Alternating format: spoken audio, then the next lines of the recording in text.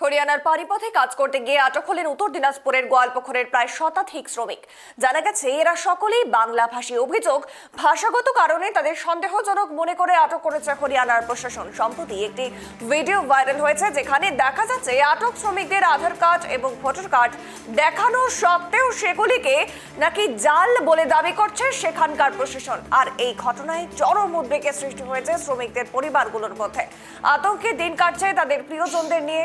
শ্রমিকদের সঠিকভাবে বাড়ি ফিরিয়ে আনার দাবিতে গোয়ালপুকুর ব্লক প্রশাসনের দ্বারস্থ হয়েছেন তাদের পরিবার পরিজনেরা।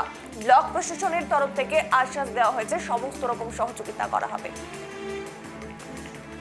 এ নিয়ে আরো বিস্তারিত কথা বলবো। টেলিফোন লাইনে রয়েছে প্রতিনিধি বিক্রম। বারংবার একই ছবি দেখা যাচ্ছে যেখানে বাংলা ভাষা বলার জন্য তাদেরকে বারংবার হেনস্থা হতে হচ্ছে। আর শুধু তাই নয়, যেখানে সমস্ত রকম বৈধ নথি থাকছে তারপরেও সেগুলোকেও মিথ্যে বলে দাবি করছে প্রশাসন। এখানে কি ঘটেছিল এবং এখন কি পরিস্থিতি? দেখো, এখনো পর্যন্ত যে পরিস্থিতি বোঝা যাচ্ছে যে তাদের কাছ থেকে যাদেরকে আটক করা হয়েছে প্রায় 100 জন কিন্তু পরিযায়ী শ্রমিককে কিন্তু প্রশাসনের তরফ থেকে গ্রেপ্তার করে নেওয়া হয়েছে। আটক করছিল প্রথমে এবং তারপরে কিন্তু তাদেরকে গ্রেপ্তার করেছে বলে কিন্তু অভিযোগ করছে।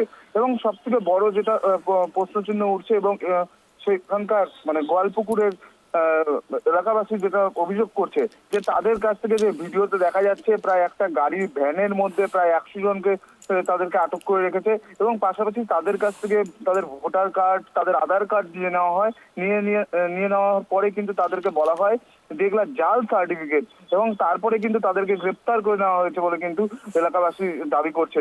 এবং ইতিমধ্যেই সেখানকার মানুষজন অর্থাৎ গোয়ালপুকুরের এলাকার মানুষজন কিন্তু প্রশাসনের দ্বারস্থ হয়েছে এবং জেলা পরিষদের সহকারী সভাধিপতির কাছে গিয়ে কিন্তু তারা কমপ্লেন জানায় এবং তার কাছে তার দ্বারস্থ হয়। এবং তিনি বলেন, মুখ্যমন্ত্রী থেকে শুরু করে সবাইকেই আমি জানিয়েছি এই বিষয়ে।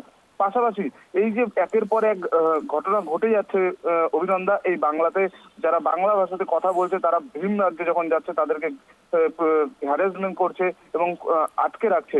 এই বিষয় নিয়ে কিন্তু ইতিমধ্যেই কিন্তু দেখো মুখ্যমন্ত্রী 21শে জুলাই থেকে বারংবার হুঁশিয়ারি দিয়েছেন এবং পরপর এই ঘটনা হয়েই যাচ্ছে। এবং এই উত্তর দিনাজপুরের দেখো ইটাহার এবং এই গোয়ালপুকুর লাগোয়া এখান থেকে কিন্তু প্রচুর পরিযায়ী শ্রমিক যাচ্ছে। তো সেখান থেকেই কিন্তু বিষয় যে এখনো পর্যন্ত কিন্তু এই যে 100 জন যে পরিযায়ী শ্রমিক রয়েছে তাদেরকে কিন্তু এখনো পর্যন্ত ছাড়েনি বলে কিন্তু পরিবার দাবি করছে। তবে সেই কারণে কিন্তু প্রশাসনের দ্বারস্থ হয়েছে। যেমনটা আমরা জানতে পারছি, প্রশাসন সূত্রে সমস্ত কিছু তৎপর হয়েছে প্রশাসন এবং সেখানকার অর্থাৎ সেই দিল্লি সরকারের সাথে কথা বলছেন এবং তাদেরকে উদ্ধারের চেষ্টা করছে। তবে যেটা প্রশ্ন চিহ্ন উঠে দাঁড়াচ্ছে, তাদের কাছে আধার কার্ড, ভোটার কার্ড থাকার পরেও কিন্তু তাদেরকে আটক করে রাখছে এবং সেখান থেকে আধার কার্ড এবং ভোটার কার্ড তাদের কাছ থেকে নিয়ে বলা হচ্ছে এগুলা জালি সার্টিফিকেট। মানে কিসের ভিত্তিতে জাল বলে দাবি করছে প্রশাসন? দেখো, একদমই, অর্থাৎ তার পরিবারের লোকজনও কিন্তু এখানে রয়েছে এবং এখান থেকেই কিন্তু অর্থাৎ উত্তর দিনাজপুরের থেকেই কিন্তু তারা কিন্তু সার্টিফিকেট বানিয়ে নিয়ে গেছে। যদিও জাল হয়, যদি সেখানকার সরকার যেমনটা বলছে বা প্রশাসন যেমনটা বলছে যে জাল সার্টিফিকেট, তাহলে তো তাদের পরিবারের লোকজন যারা রয়েছে তাদেরও তো জাল সার্টিফিকেট হবে। তো সেখানেই কিন্তু প্রশ্নচিহ্ন আছে। তবে এখানকার প্রশাসন কিন্তু বলছে যে সমস্ত কিছু কিন্তু বৈধ রয়েছে। তবে কেন ভিন রাজ্যে গিয়ে তাদেরকে জাল সার্টিফিকেট বলে কিন্তু বলা হচ্ছে এবং তাদের কাছ থেকে সমস্ত কিছু ডকুমেন্টস কেড়ে নিয়ে তাদেরকে আটক করে রাখছে এবং পরবর্তীতে বাংলার প্রশাসন যখন কথা বলছেন তখনকার কিন্তু তাদেরকে ছাড়া হচ্ছে। এটা নিয়ে কিন্তু প্রশ্ন চলছে এবং স্বাভাবিক ক্ষেত্রে জেলা পরিষদের সহকারী সভাধিপতি গোলাম রসুল তিনি কিন্তু এই বিষয়ে সরব হয়েছে এবং তার কাছে কিন্তু সবাই এসে অভিযোগ জানিয়েছেন। ইতিমধ্যেই প্রশাসনকে জানিয়ে তাদেরকে ফিরে আনার ব্যবস্থা কিন্তু প্রক্রিয়া চালু হয়েছে। অভিনন্দন।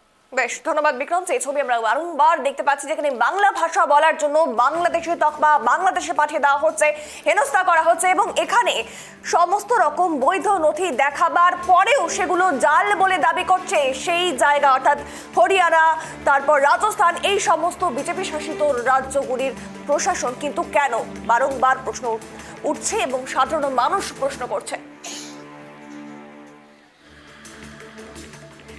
फोन करता है गार्जियन सब कि हमारा लड़का सबको उठा के ले गया है, लड़का सबको उठा के ले गया है। हम लोग भी कोशिश करते हैं, मंत्री साहब से भी बात किए, हमारे ब्लॉक प्रेसिडेंट भी बात किए, हम अभी एसपी साहब से बात किए डायरेक्ट। एसपी साहब हम लोग के पास लिस्ट मांगा, जितने बच्चा उठा के ले गया है सबका लिस्ट मांगा, नाम, एड्रेस, थाना वहां का, हरियाणा का, सब हम लोग भेजेंगे एसपी साहब के पास। एसपी साहब हमारा बंगाल के डीजीपी से बात करेंगे और जरूरत पड़ने से हमारे ऑनरेबल चीफ मिनिस्टर ममता दीदी से बात करेंगे। लेकिन इस तरह का नहीं हुआ था कभी। हम लाइफ में हम लोग नहीं सुने थे।